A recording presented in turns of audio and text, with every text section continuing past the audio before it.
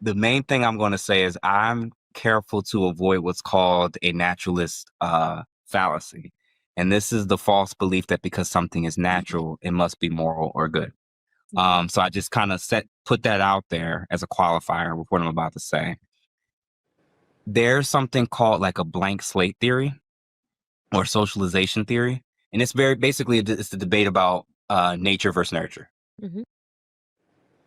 Most people who consider themselves feminists, they have a working presupposition or theory about human beings, men and women, and human sexuality. And their belief system is rooted in this. When you lean much more into nurture versus nature, anytime you see distinctions, differences, sociological reactions or responses for whatever reason between men or women, you're going to believe that you can socialize it out of them. And what do you mean by that? What it means is if you don't believe that there's biological, evolutionary hardwiring that's built into us to be attracted to desire, to do and behave in certain ways, you're going to believe that the sex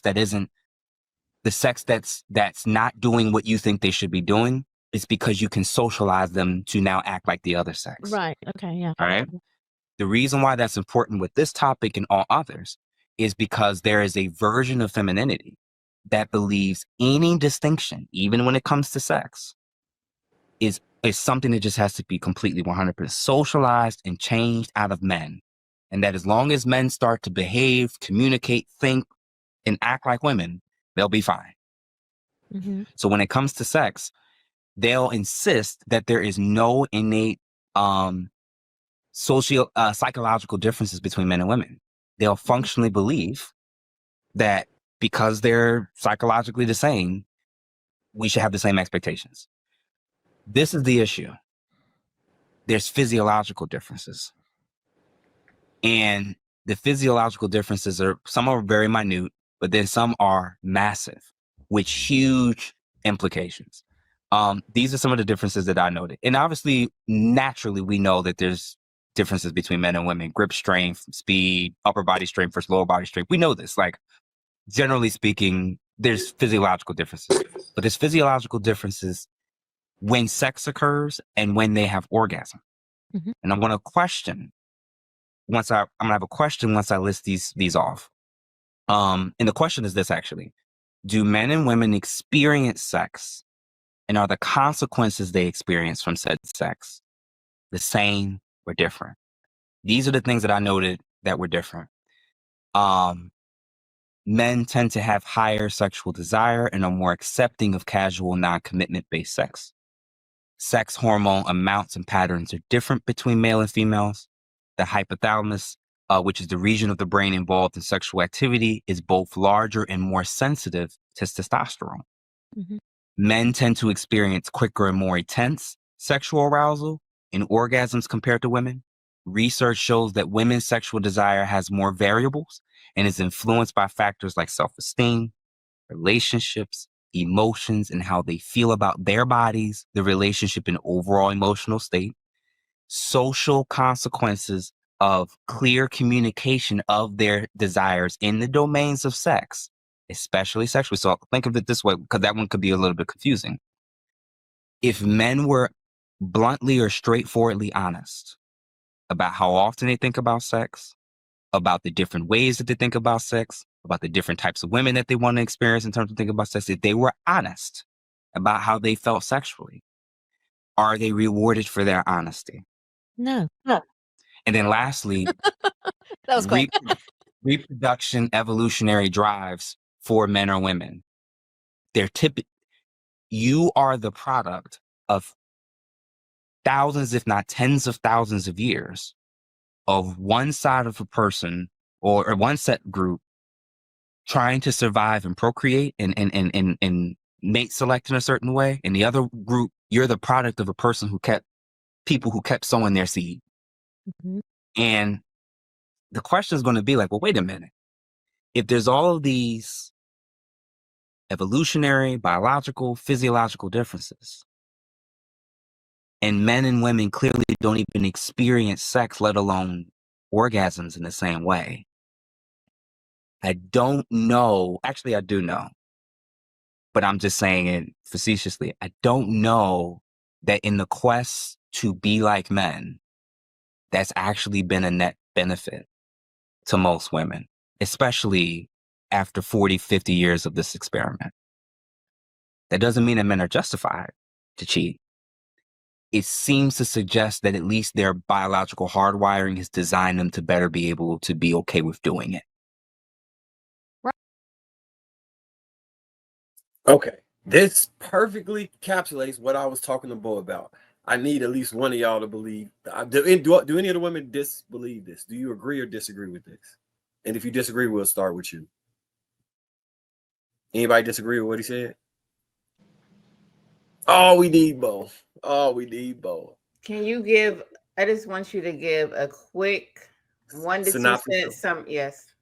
Okay. What he was saying is that when I was referencing earlier that men are biologically different than women, and feminism has socialized women into believing that men are just socialized into being men, and it's not biologically different. And because feminism has created the idea that men are just socialized to be this way, and it is not biology, that it puts expectations on men and women that pervert the dynamic within the relationships. So do you believe that men are biologically different in the relationships? And if you all believe it, we got to switch the question into maybe, do you think men are biologically wired to cheat or to seek additional sexual partners? Y'all don't agree with that, right? We're gonna find some of y'all don't agree with. That's what he said. So I could only speak to, I believe men are biologically different, but I cannot speak on the sexual part. Only y'all men need to answer that, honestly. I'm just being real. If he's saying that we orgasm different, then there's no way I can express that like you're gonna cheat because we orgasm. I can't say that.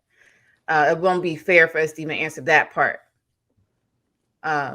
But us being different, yeah, I think we were meant to be different for a reason. That don't mean that men should cheat. Like, I mean, I think they need to help if we're talking about sex, I think they need to help their lady kind of get up to speed with them. And there's different ways to do that. Because I know women complain about they don't want to have sex because it's too much responsibilities. All these things are weighing on their brain. Y'all all these emotions together. So if men can help women kind of navigate that, however that looks in a relationship, then maybe it can help women want to have sex more. And there's also certain foods that can help with those things. It's not just in the mind. If you eat the right food, all that stuff will come, all that stuff that these ladies are thinking about won't be there. They're going to be, already sexually aroused or whatever. So certain different things that men can do or women could research to help the situation. I don't think women are compelled to or even interested in helping a man if he's not measuring up sexually, especially if the woman is having a good enough amount of partners or history. She's just not. I mean, I had a conversation with a guy last week, or was it earlier this week? Yeah, it was last week. This guy only had 4 inches of penis, and he got no grace. She didn't want to coach him through nothing. She didn't want to tell him ways he could compensate to hit the spot. Oh my God. And I think, but if it was vice versa, if it was a woman not measuring up, man is like, okay, look, just put your head down. You get what I'm saying? You're gonna be all right. It's different. It ain't really much. As long as we get to, it's different. As long as a man get to just no boundaries for real. And I'm not talking about no foul stuff. I'm saying as long as we get to, do what we like with you, we good. But y'all gotta have a specific. It gotta be a specific angle, or it's gotta be a specific touch, or it's gotta be some guys just don't know how to do that. And I don't think, for the most part, y'all are willing to coach a man up. Y'all want him to already come predisposed or have what you call an XP Trev. Had an XP coming into it. So, and if you ain't got the XP, the hell with you. So to the women, let me ask this, because y'all didn't jump on that last one. Okay, I'm gonna rephrase it with Darwin's thing, to answer some of Darwin's point. Are you willing to stay in a relationship with the man? Do you expect the man to be sexually experienced enough to satisfy you when you get in a relationship with him? No. I don't need you to be sexually experienced. I need you to listen. Because I think the running joke is like, men can't ever find it. Why are you touching or licking something that's not it? Comes from a woman will literally tell you, hey, push the big red button. And you're just like, where's it at? I don't you don't have to be experienced if you just listen. Because somebody's always having their first time. Why right? we acting like some of y'all don't even want to touch you? See, some of y'all don't even like touching yourself, let alone trying to guide a man to it. Y'all. But okay, and that's also a big thing. You are absolutely right, Darwin. And I hate when I have to agree. I hate it in my core. Oh my God. But that is a big deal. A big part of what happens is nobody wants to have the talk with their kids. Their kids then grow up and go out into the world being inexperienced. Because if we're talking about the people that don't want to touch themselves, we have to also talk about the parents that never had the communication skills to teach their daughter or their son about masturbation. You just walked in, you felt embarrassed, you act like you didn't see it, and then you just went on about your life. But are we having a conversation about what is an orgasm? What are these parts of your body? What are we? Your mama didn't teach you how to do that? I feel like I had a very open conversation with my mom when I became sexually active, and she explained to me in biological terms, and she broke down to me the flutters in my stomach and what I was going to feel and la da da da da and this and this and that. And it's okay to touch yourself. It's okay to explore yourself.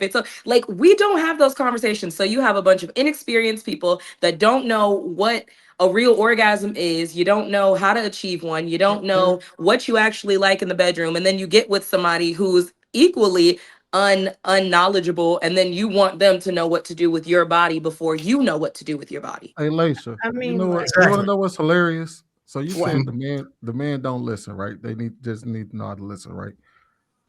Oh my gosh, Sweeney, here you go. Did you know that between 25 and 50% of women don't even know where their vagina is located on an on a diagram? They couldn't even tell you where it's at on a diagram. So a woman that cannot identify on a diagram where the vagina is supposed to tell a man how to work with that motherfucker. Who are these women? Who are they? Who are these women? Is it one of those they asked her to point to it on the map. Socially conditioned. They said point to it on the map, and she purity. said, I bet it's one of them. I bet it's one of them sophisticated diagrams where you don't even know what the fuck you really looking at. It's just a human body, and it says, "Where's the vagina at?" And they point to the head. Okay. Well, I didn't know that was going on, but if you say it's going on, maybe it is. Hey, hey, y'all, look it up. Hey, I bullshit you not. Look it up. I just looked it up. The shit's wild. I wanted to ask a couple of the significant number of ladies. women lack knowledge about the location and anatomy of their vagina and other parts of the female reproductive system. Studies indicate that between 25 to 50% of women cannot correctly identify the vagina on an anatomical diagram. Some surveys even suggest that over half of women may be unsure of the location of their vagina.